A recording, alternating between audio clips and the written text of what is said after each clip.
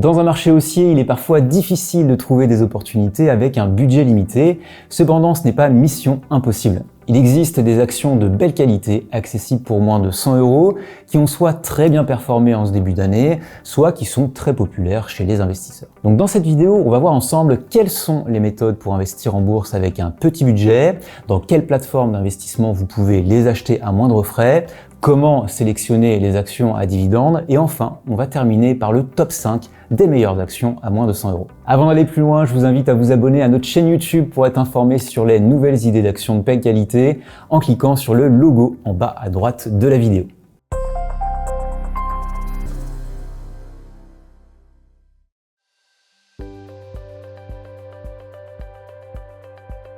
Alors, avec un petit budget limité à 100 à 200 € tous les mois, il est possible d'acquérir des actions à moins de 100 €. Mais il existe aussi d'autres moyens pour accéder aux actions hautement cotées pour vous aider à diversifier et fructifier votre portefeuille.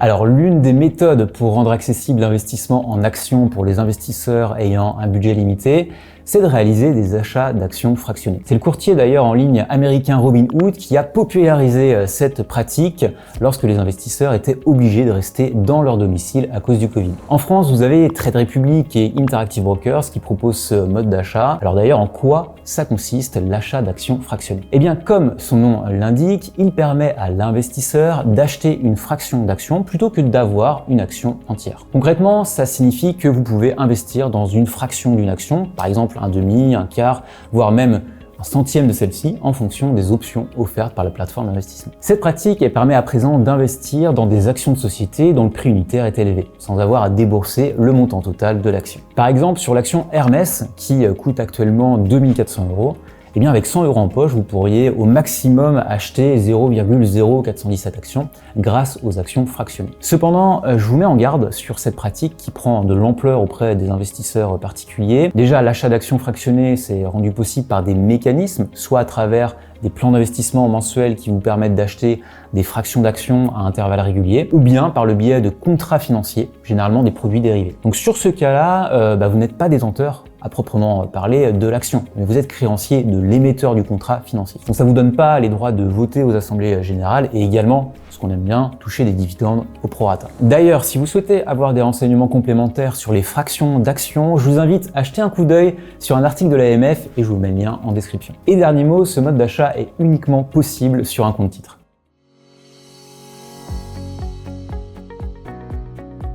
L'investissement régulier, ça consiste à allouer des montants fixes à des intervalles réguliers, ce qui permet de bénéficier de la moyenne des cours. Alors cette approche, elle vous permet d'atténuer les effets des fluctuations de prix, vous offrant une stratégie solide et elle est accessible en ouvrant soit un PEA, soit un compte titre. Alors il y a un point majeur à surveiller de près pour investir en actions avec un budget limité, il s'agit évidemment des frais de courtier. Vérifiez qu'ils ne rendent pas votre coût d'investissement trop cher à rentabiliser. Par exemple, si un courtier vous propose 5 € de frais par ordre pour 100 € investis par mois, ça représente quand même 5% de frais mensuels, donc c'est pas négligeable. Donc pour limiter les frais qui nuisent à la performance de votre portefeuille, essayez de privilégier un courtier en ligne qui propose des tarifs raisonnables. Parmi eux, je pense notamment à Saxo Bank qui a récemment baissé ses tarifs sur les actions, sur les places financières qu'elle propose, ou encore XTB qui vous offre la possibilité d'investir en actions avec 0% de commission sous certaines conditions. Avant d'attaquer la prochaine partie, on va voir qu'il est également possible de trouver de bonnes actions à moins de 100 € en détenant réellement des titres et nous ferons le point à ce sujet un peu plus tard dans la vidéo. Donc à présent, on va voir quels sont les critères de sélection pour trouver les meilleures actions.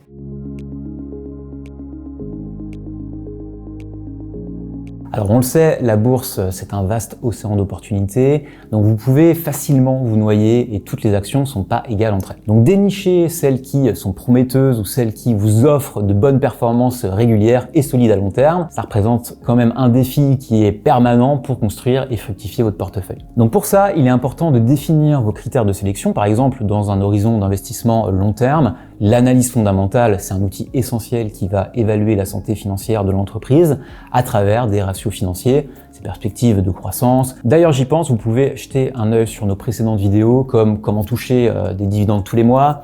L'analyse fondamentale 6 étapes simples à appliquer ou encore trouver les meilleures actions, techniques simples et efficaces dans lesquelles on vous explique quels sont les critères ou ratios financiers les plus importants à suivre pour trouver les meilleures actions. Parmi ceux-là, il y a évidemment la croissance du chiffre d'affaires et des bénéfices à analyser sur 5 ans, la rentabilité des capitaux propres, très apprécié d'ailleurs par Warren Buffett, les ratios d'endettement tels que la dette nette sur l'EBITDA, et le taux de couverture des intérêts, le payout ratio pour savoir si le dividende de l'action est pérenne et que l'entreprise est évidemment capable de l'augmenter, ou encore le price earnings ratio pour savoir si l'action est bon marché ou plutôt cher. En complément de l'analyse fondamentale, vous pouvez également utiliser l'analyse technique pour définir la tendance et voir si c'est le moment d'acheter pour optimiser vos points d'entrée. Si vous souhaitez avoir quelques astuces qui peuvent vous épargner de faire des erreurs, la première c'est déjà de privilégier des entreprises qui ont historiquement versé des dividendes réguliers et également en croissance si possible,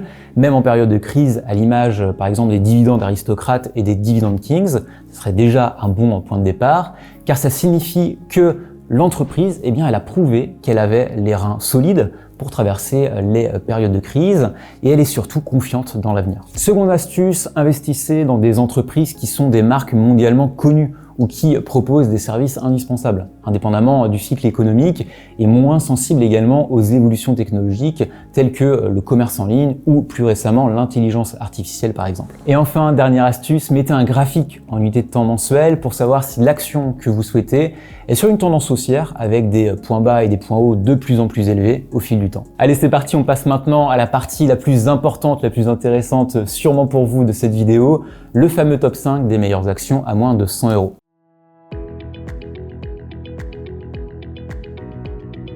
On a sélectionné 5 actions cotées sous les 100 € qui offrent un excellent potentiel de croissance sur des niveaux de cours abordables pour les plus petits budgets.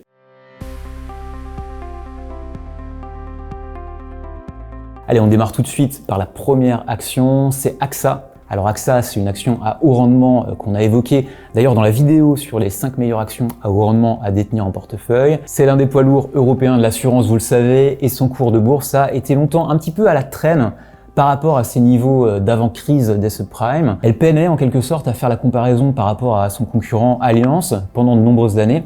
Mais depuis, quand même, la crise du Covid, on peut voir qu'AXA a repris des couleurs. Donc cette année, l'action a enfin dépassé ses niveaux d'avant-crise des subprimes, autour des 34 €. Et mieux encore, elle surperforme le CAC 40 depuis les 2 à 3 dernières années. Alors grâce en partie au retour de l'inflation qui permet d'indexer une partie de ses services et donc à augmenter ses tarifs. Alors on peut le voir, ses fondamentaux sont plutôt bons avec un business à revenus récurrents et stable. Vous avez une croissance moyenne du bénéfice par action de 31,7% sur les 5 dernières années et une rentabilité des capitaux propres au-dessus des 10% pour la 3e année consécutive. Et d'ailleurs, concernant son dividende, il a grimpé de plus de 16% à 1,98 € par action, de quoi clore définitivement le chapitre de la crise du Covid. Et avec un payout ratio actuel à 53%, non seulement le dividende il est solide, mais plus rassurant encore, bien AXA a largement la capacité d'augmenter son dividende. Et si on devait parler de points noirs, il y en a un à surveiller, c'est l'envolée rapide de hausse de taux d'intérêt qui peut impacter la valeur de ses actifs exposés dans des obligations ou des placements à revenus fixes, comme on l'avait vu d'ailleurs pendant la première moitié de l'année 2022. Alors à ce sujet, l'entreprise elle a averti entre guillemets qu'une période prolongée de hausse de taux l'obligeait à revoir son bilan financier à la baisse.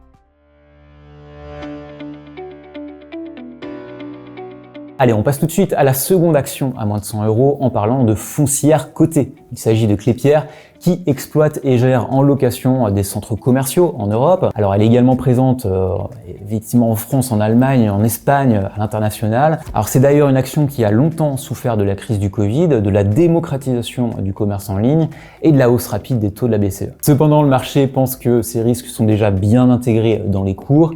L'analyse graphique signale peut-être qu'un point bas définitif a été atteint. D'ailleurs, l'action semble se stabiliser et sortir de la longue tendance baissière depuis avril 2015. Et la perspective de baisse de taux de la BCE pourrait ouvrir un potentiel de hausse pour au moins éviter une rechute. Alors le fait que les cours se situent au-dessus des moyennes mobiles à 20, 50 et 200 semaines, ça constitue quand même déjà un bon signal. D'un point de vue de l'analyse fondamentale, il n'y a pas de quoi s'emballer en toute franchise. Tout d'abord, ces revenus locatifs sont encore en dessous des niveaux d'avant Covid. Deuxièmement, l'essence d'investir dans une foncière cotée, c'est de toucher des dividendes et doper le rendement de votre portefeuille. Donc à ce sujet, le dividende de Klépierre est en hausse depuis 2020, mais il reste tout comme le chiffre d'affaires, sous les niveaux d'avant Covid. Et troisièmement, la bonne nouvelle, c'est que ces ratios d'endettement restent soutenables avec une dette nette sur ses bénéfices en dessous de la limite. Alors pour une foncière européenne comme Klépierre, l'analyse de la valorisation est principalement basée sur l'actif net réévalué de reconstitution. Sans trop aller dans les détails, il s'élève à 33,7 €, alors que dans le même temps, le cours de l'action se cote à 23,5 €. Donc ça signifie qu'on a une décote de plus de 30%, et donc en relatif, Klépierre est extrêmement bon marché. De plus, ça veut dire que le marché, il met une prime de risque élevée à cause de son niveau d'endettement et des problèmes structurels du commerce physique.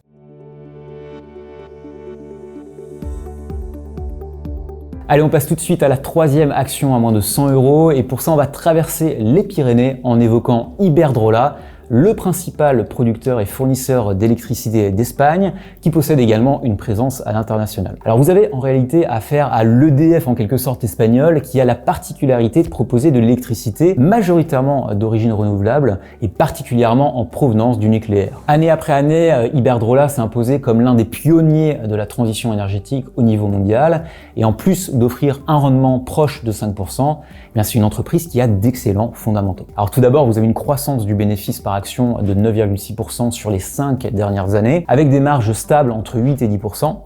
Et si j'ajuste les éléments comptables en enlevant les minoritaires, la rentabilité sur capitaux propres est de 11,14%. Donc ce qui reste honorable dans le secteur des utilities, qui est réglementé et consomme beaucoup de capitaux. L'endettement n'est pas une source d'inquiétude, avec une dette nette sur les bénéfices avant impôt à 3,3. Et en ce qui concerne son dividende, il est sur une série de 7 années consécutives de hausse, mais malgré tout avec un ratio de distribution proche de 80%. Donc ne vous attendez pas à ce que l'entreprise elle augmente sensiblement le dividende. Pour ce qui est de sa valorisation, l'action est évaluée à sa juste valeur par rapport à ses standards historiques, avec un price-earning ratio à 15,6, et malgré des cours proches de ses plus hauts historiques, Iberdrola reste investissable. D'autant que l'analyse technique en unité hebdomadaire est très positive sur le long terme.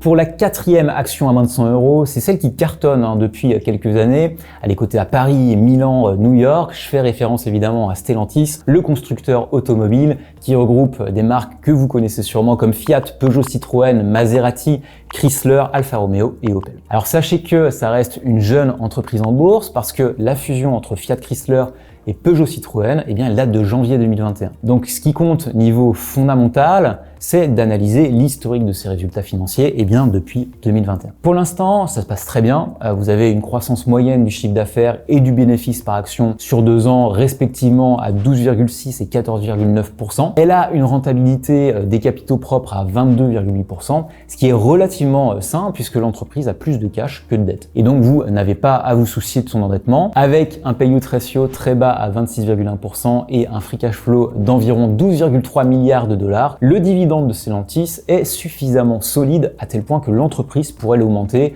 sensiblement pour l'exercice 2024. Si on passe à l'analyse technique, il y a une très belle harmonie avec l'analyse fondamentale de l'entreprise. La tendance de fond est plutôt haussière depuis les points bas de mars 2020, avec de nouveaux records historiques. Cependant, le fait que les cours sont assez éloignés de la moyenne mobile à 20 semaines, ça nous laisse penser quand même qu'il serait mieux d'attendre une consolidation pour se positionner à l'achat. Sur Stellantis, il y a quand même 2 points d'interrogation que je voulais soulever. Le premier, c'est comment elle va réussir cette transition vers les véhicules électriques, et le second vient de la concurrence des constructeurs, notamment chinois, avec le risque d'inonder les marchés occidentaux.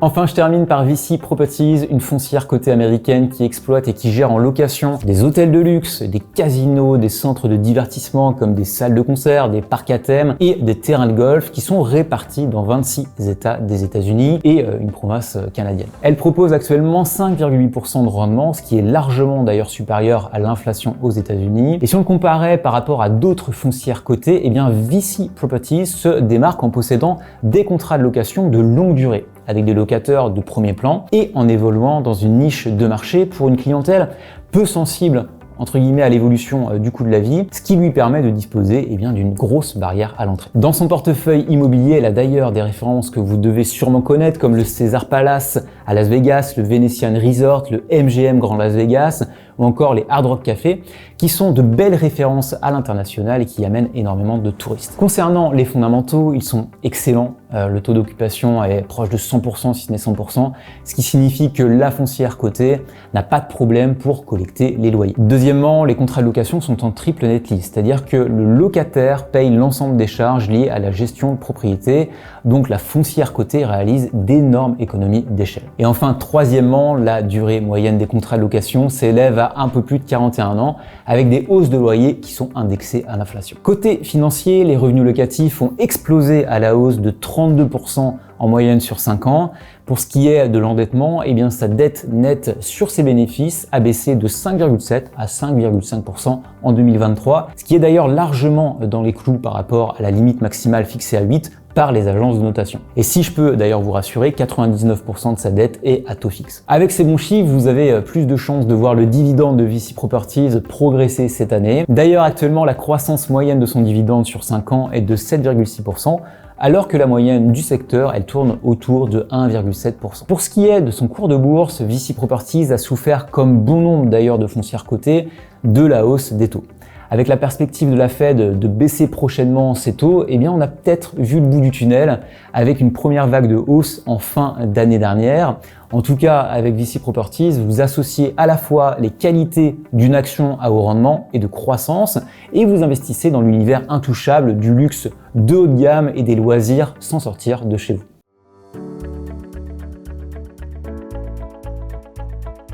Alors il est important de comprendre que l'investissement avec un budget limité ne doit en aucun cas être perçu comme un frein pour acquérir des actions. L'approche de l'investissement fractionné et régulier, comme vous l'avez vu, ça vous ouvre une voie qui est accessible à tous les investisseurs, donc quel que soit d'ailleurs votre capital de départ. Cette méthode présente plusieurs avantages, notamment la réduction des risques grâce à la diversification et la possibilité de profiter des fluctuations du marché grâce à des investissements réguliers. Toutefois, pour les achats d'actions fractionnés, lisez bien quand même les mécanismes que proposent les courtiers en ligne pour accéder à ce mode d'investissement novateur et savoir si vous avez les mêmes droits qu'un investisseur qui va posséder réellement 20 ou 30 actions. Par ailleurs, il est également essentiel de rappeler que les critères clés pour trouver les meilleures actions à travers entre guillemets les bases de l'analyse fondamentale, c'est le potentiel déjà de croissance actuelle et future de l'entreprise, la solidité et la rentabilité financière de l'entreprise, la pérennité de son dividende, et si vous êtes un petit peu tatillon,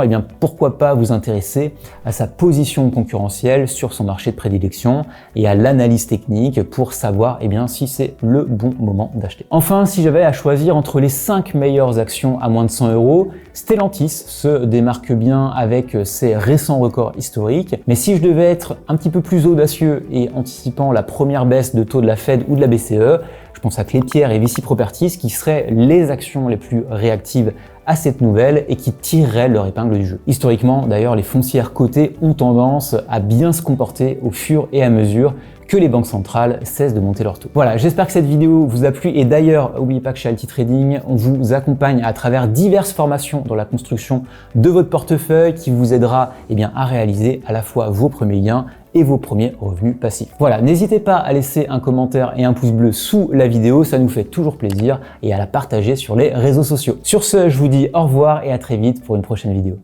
N'hésitez pas à liker cette vidéo si vous l'avez aimée.